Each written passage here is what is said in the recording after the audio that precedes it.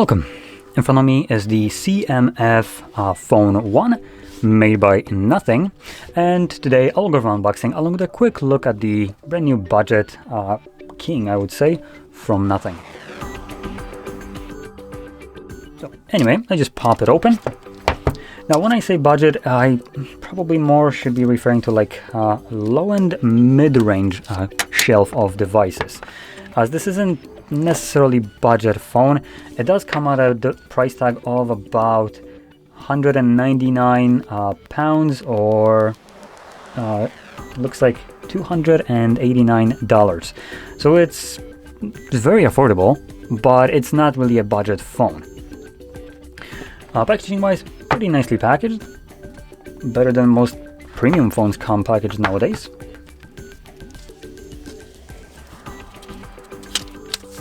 Can I peel that off somehow? Oh, there we go.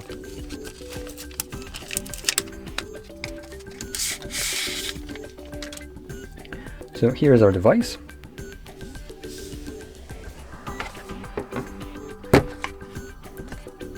Now under here we have our charging cable, Type-C to Type-C, and paperwork, along with something being here. Ooh, a nice looking SIM eject tool. And that's what we get. Okay, now I do want to point out Nothing has this tendency of actually putting some flair to their little SIM tools. So this is the one for the CMF. I do have one for OnePlus, and as you can see, they're both look unique compared to the typical garbage that you get from other devices, which is just a straight up piece of bent metal. So it's a small touch. It's a budget device, and yet they decided to go out of the way and give you something that actually has some flair to it. So props for that. Now, taking a look at the device, it is relatively budget build, which you could probably expect.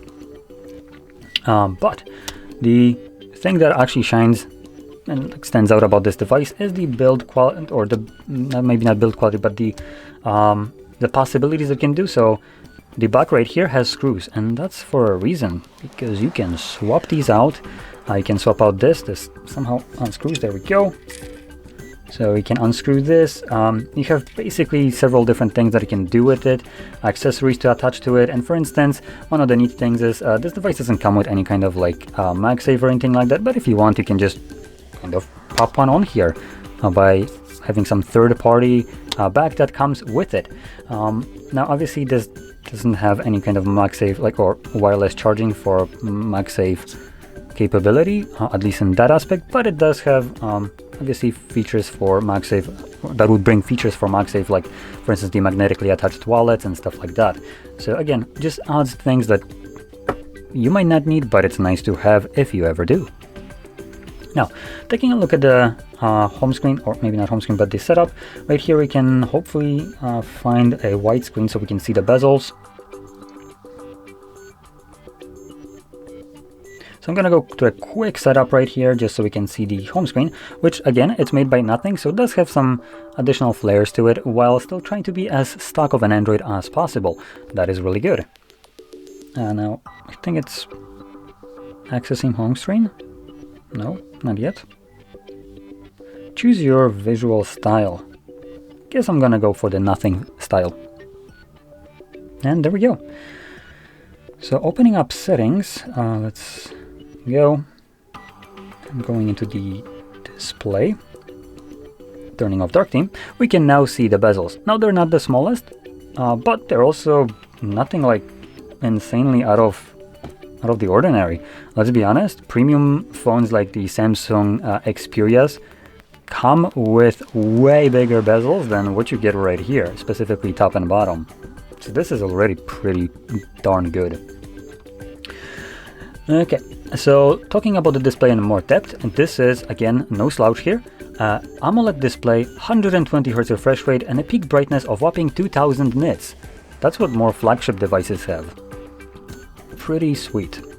We also have 85.1% screen to body ratio and a pixel density of 395 pixels per inch with a resolution of 1080 by 2400. Again, something that you'd expect from a way more expensive device. Now, if we flip it over, we have what looks to be a dual camera setup, and the main sensor is a 50 megapixel f1.8 aperture wide sensor, and then below, unfortunately, we do have a sticker camera, which is the 2 megapixel f2.4 aperture depth sensor. Absolutely useless, so I'm not gonna sugarcoat it. It's basically a sticker camera or shed cam that doesn't give you any benefits. Now, at the front, we have a selfie cam, and that houses a 16 megapixel f2.0 aperture wide sensor. Now with the back cameras, you can record videos at 4K 30 and 1080p 30 and also 60, while the selfie one allows you to do 1080p at 30 frames. So camera wise, obviously nothing, you're not going to be blown away probably with the photos right here compared to some like flagship devices, but the camera setup with the 50 megapixel sensor right here should be basically adequate, specifically for the price of this phone. So keep in mind this device costs below $300 US, so that also includes tax, by the way. So yeah, you're getting a fantastic device right here for this amount. Now, if we move over into the internals, the phone comes with a 5000 mAh battery and a 33 watt charger. Now, I do want to point out, or maybe not charger, a 33 watt charging capability. I do want to point out though, Samsung, you should take that L, because a budget phone can literally charge faster than a $1,900 phone. So I literally unboxed today the Fold 6 and also Flip 6, and both of those garbage phones come with a 25 watt charging for $1,900. This costs $300. And yet it can charge faster. OnePlus, W for you here. Now, one thing that I also noticed, very neat, OnePlus touches, right? Or not OnePlus, Nothing phone touches, or Nothing brand, Nothing company, not really sure, touches right here. When you, for instance, press the power button, it does this cool thing where it kind of like, you know, fades out the screen to the power button where you're pressing it. And same thing goes when you wake it up. It just spreads from that area. Pretty cool touch. Didn't need to be there, but it is. And I do appreciate that it is, because it looks nice. Anyway, continuing on with the internals, we do have a Dimensity 7300 in here, and you have a couple options. So in the base version of this device, you get 128 gigabytes of storage and 6 gigabytes of RAM. And you also have the option to go to for 120 with 8 gigs or 256 with 8 gigs. So it caps at 8 gigabytes and 256 gigs of storage. But you can pop in an SD card to expand it further, which again is a pretty nice thing. Grabbing a little tool, I'm just going to pop out the tray quickly. And yoink. So here we have a SIM. And on the other side, we have a SIM / SD tray. So like I said, you can pop in SD card and a SIM card, or if you want to, you could use 2 different SIM cards at the same time. But this would obviously remove the ability for you to use SD cards. So there we go. Anything else that I missed? So one thing that I didn't mention right now, just because it didn't occur to me, we do have also under display fingerprint sensor. Budget devices put it on a power button. Nothing is like, nah, we're just gonna get our way and make it better. Here's under the display. Not everyone likes it. I do want to point that out. I personally do, because it makes the device look cleaner. And personally, when I grab the phone, I will be interacting with the display, so it's nice that I can automatically just kind of slap my finger here or somewhere along those lines, and automatically have it unlocked and just go straight to swiping. So that's something that, you know, I personally like. But if you do like the power button kind of fingerprint sensor, obviously this doesn't have it. Okay. Now, I think I went over everything that's important. One last thing that I want to point out is the colors here for the device. So I have the most mundane one. This is the black, basically. We have orange and also light gray. Or could that be classified? It's definitely not light in grayness. Let's see if I can find the color. So yeah, this is the black one. So yeah, there we go. Pretty nice device, though I do want to point out a couple drawbacks right here of this phone. In terms of the build quality, obviously you're not going to be getting any kind of like massively great quality right here. So frame wise, we're looking at plastic, back again plastic. All those things cut away from the cost of the device, and that's how you get to pay measly less than $300 for this phone.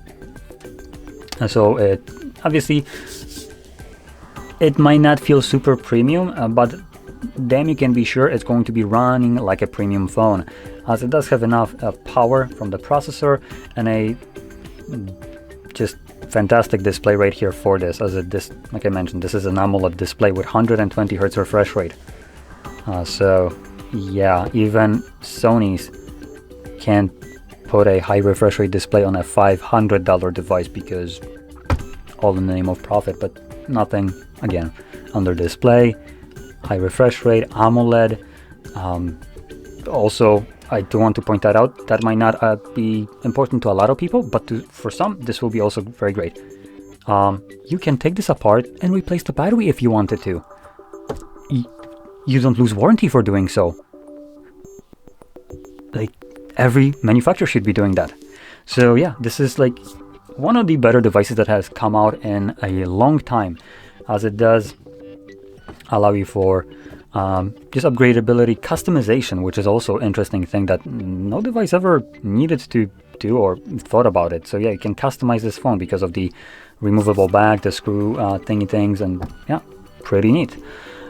And all that in a decently priced device, or with a decently priced device with great specs. I highly recommend this device if you ever are looking for low to mid-range phone. One thing that I do kind of want to point out, because of the design, we do have a bit of a wobble, and one that isn't necessarily too great, as the screw does protrude a little bit. So you have the camera bump and the screw bump here.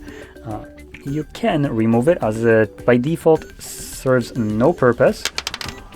As you can see, there's nothing here, and you will have a little bit less wobble if that really bothers you. But if you plan to use a case on this phone, obviously that won't be a problem anymore. So anyway, with that being said, hopefully you found this video helpful, and if you did, don't forget to hit like, subscribe, and thanks for watching.